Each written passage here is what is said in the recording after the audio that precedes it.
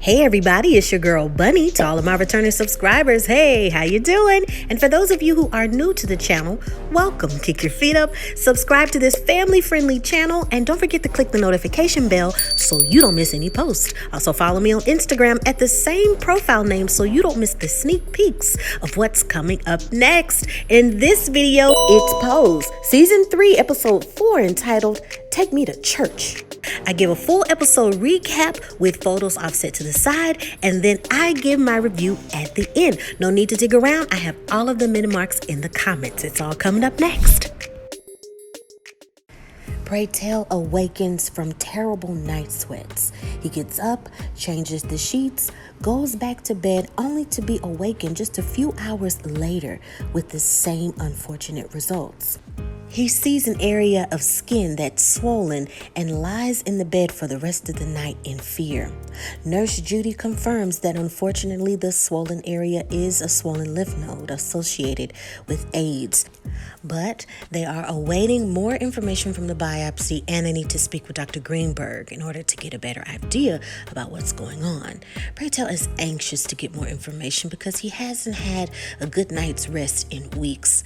The doctor enters to speak with Pray Tell alone, but he insists that everyone in the room is family.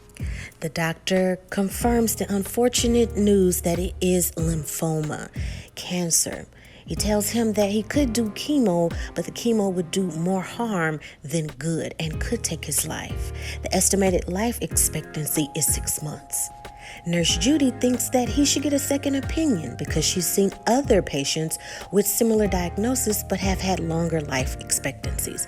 Pray Tell agrees and says that he's not going to let a white man in a lab coat determine his life, especially in cheap shoes. He knows that he has a limited amount of time and wants to tell the people that he loves personally that he loves them and some folks that he needs to forgive. Pray Tell takes a bus ride to his hometown of Pittsburgh, and when he arrives there, there's instant reminiscing of him playing jump rope as a kid. That memory is short-lived by hearing his full name, Pray Full, from his mother. She's excited and thankful about his surprise visit.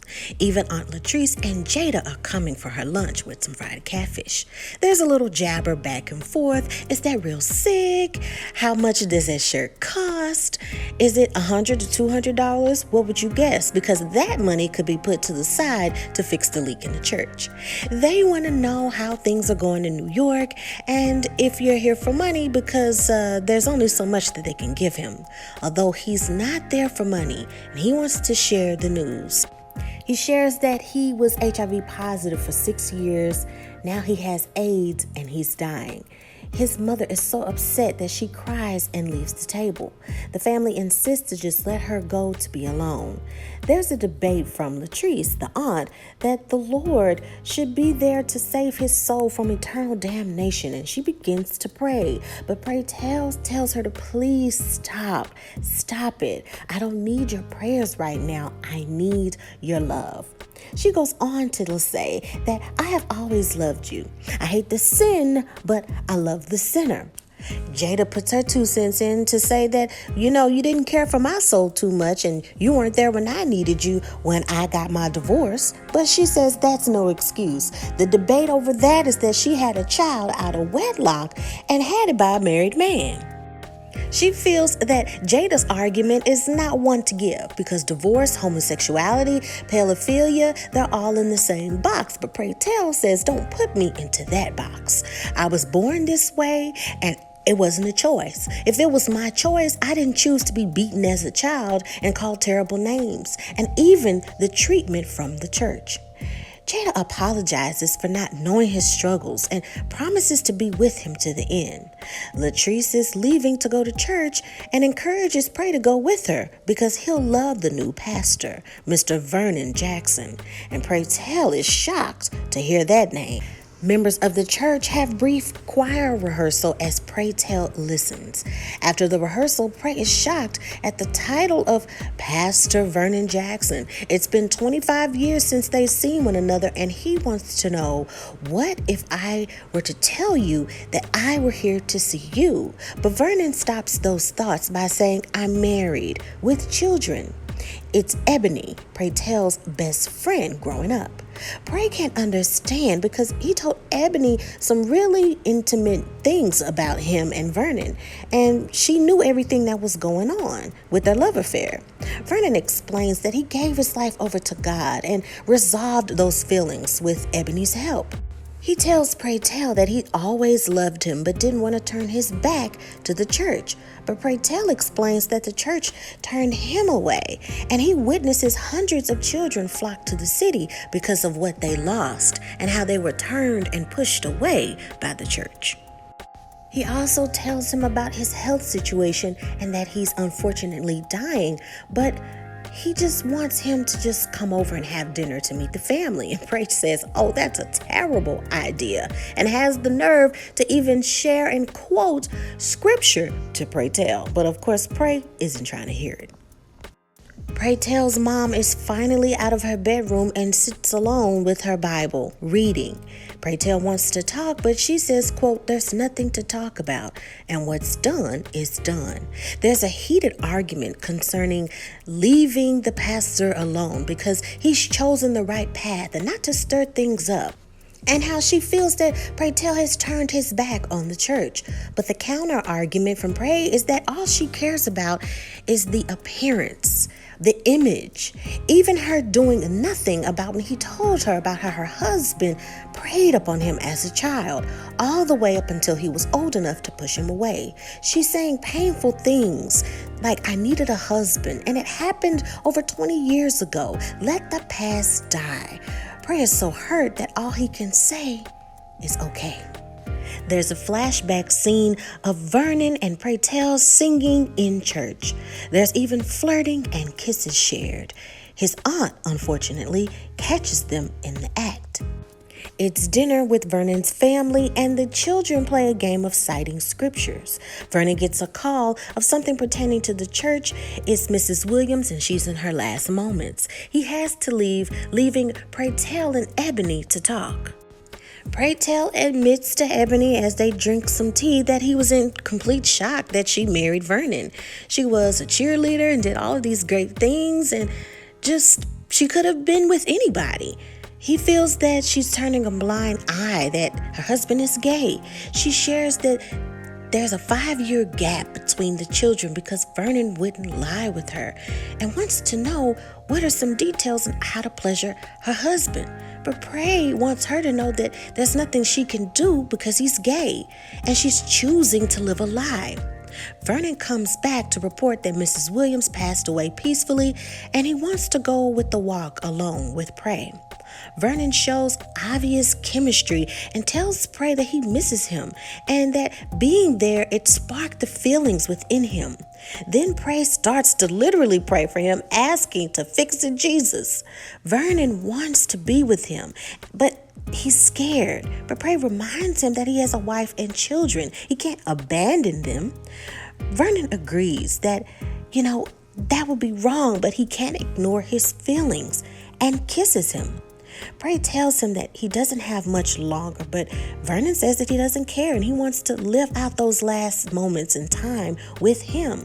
This terrifies Pray, but Vernon insists on spending it together until the end. He's willing to give up his entire lifestyle and family for everything, for his true love. Pray tells him that he leaves Sunday at 5 p.m. and leaves the final decision to Vernon. Pray Tell listens in on his mom eating some M&Ms and watching Sanford and Son. They share a moment of realness, and he expresses that he finds it interesting that the people of the church have secrets. And then on top of that, they think that nobody else knows about it. That keeps them alive, the lies. And it's the only thing that's real. You cursed me, telling me that I would never be blessed, even after I told you about what that man did to me. I'm here trying to make peace, and you turned me away, and all I did was tell you my truth. His mom finally breaks down and admits that she was wrong, and she was fearful, afraid of losing everything, the only thing she knew. She apologizes for knowing and doing nothing, and knows that there's nothing wrong with her beautiful, headstrong boy. Do you believe in salvation? Do you believe in God, Pray? And Pray says, well, I don't know about all of that praising and the God you worship and heaven and stars and all that good stuff, but I do believe in a God. And I believe that he's loving, kind, and forgiving, not the one you know.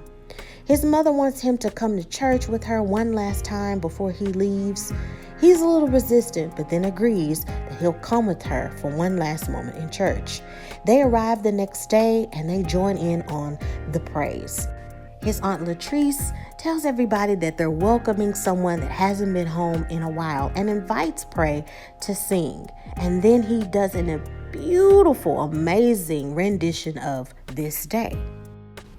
Jada and Pray get a chance to talk, and she wants to know the status between him and his mother. He explains that everything is okay and he's forgiven his mother.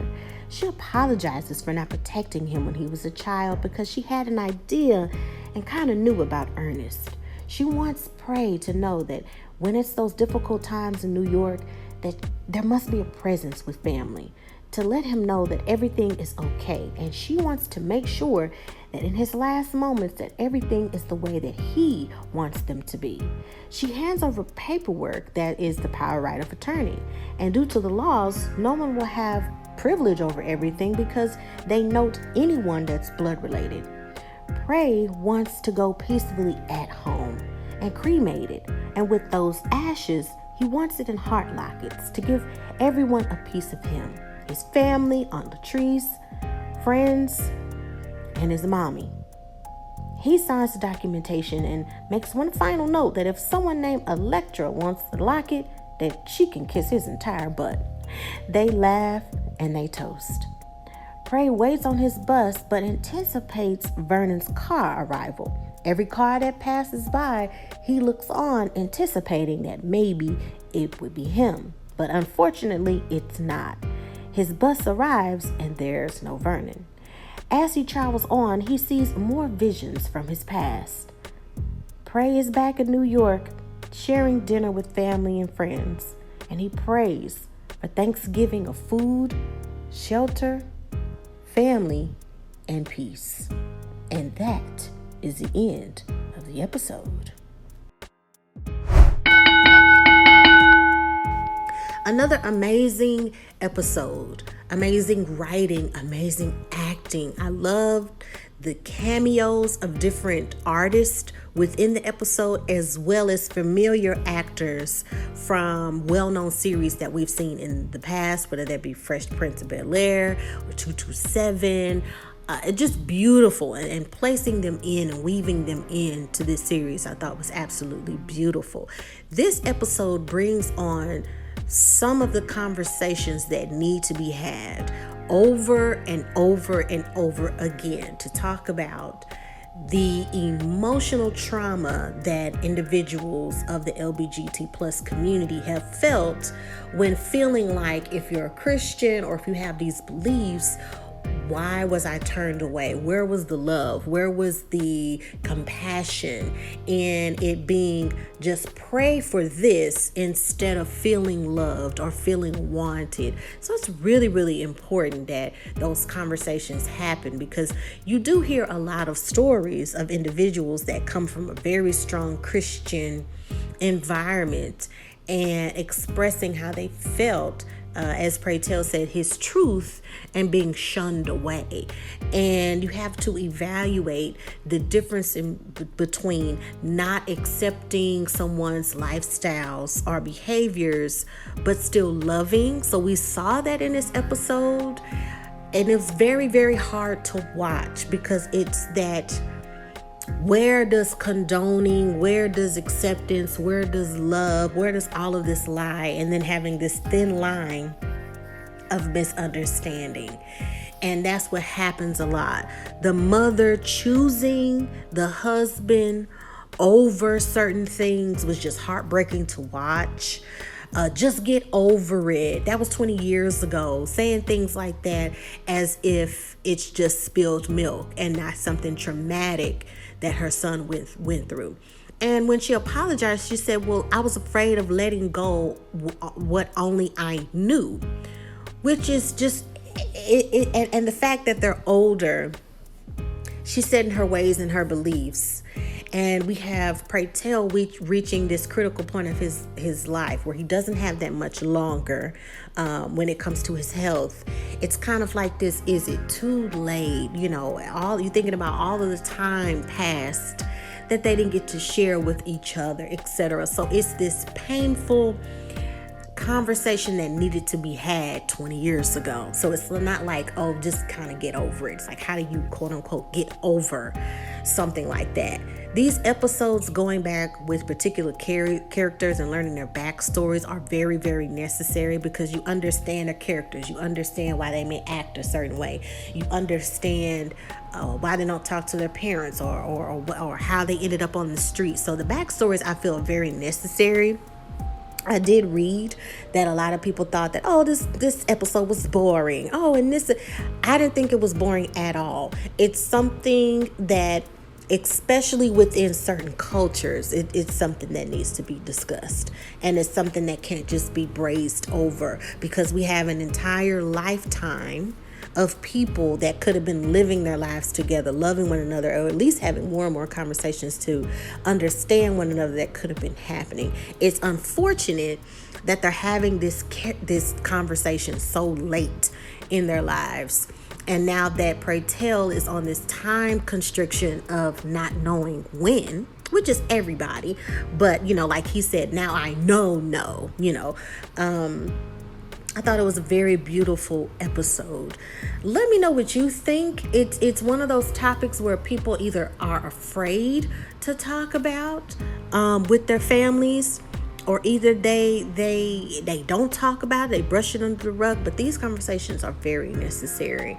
The writing is allowing us to see that the underline of it all is love. The underline of everybody's lives, no matter what you're going through, you want a sense of family, and you want a sense of love, and that is the bottom line of this entire series. Is everybody deserves to be loved, everybody deserves to be heard and understood. And if it's not something that you're pulling away from this show, I don't know how you're not pulling that away from the show. But yeah, this is just a salt grain of understanding that we can pull away from this series. It's unfortunate that it's coming to a close, and now we're at the almost mid-season mark, because I don't know if they're going to go 12 episodes, 14 episodes, just 8 episodes. They're keeping us on a cliffhanger of how many episodes we have left. So it's just kind of like, oh, is it mid-season, or is it close to being over? Nobody knows. And IMDb and a lot of platforms that discuss the series and its details, keeping it under the wraps. I don't blame them, because it's getting people engaged into what's going on and listening to the backstories, and not focusing on how many episodes are there left. Just listen to the story, and you're letting the story unfold. Let me know what you think. Make sure that you write your comments below. Remember, we can agree to disagree, but please respect one another in the comments. I can't wait to see your comments, and I love to respond to as many and as many comments as I can. Subscribe, click that notification bell so you don't miss any posts. I sometimes get messages saying, hey, I didn't see this video. You've got to click the notification bell so it can send you an alert to let you know that a video has been posted. Also, follow me on Instagram at the same profile name, officialbunne_E. And remember, take care of yourself and each other. Until next time, check out some more of the other series that are in the pinned comment as well, and there's more series that are on the way and that are coming. If you just coming for polls, that's okay. I'll see you next week. Until next time, take care of yourself and each other. Bye.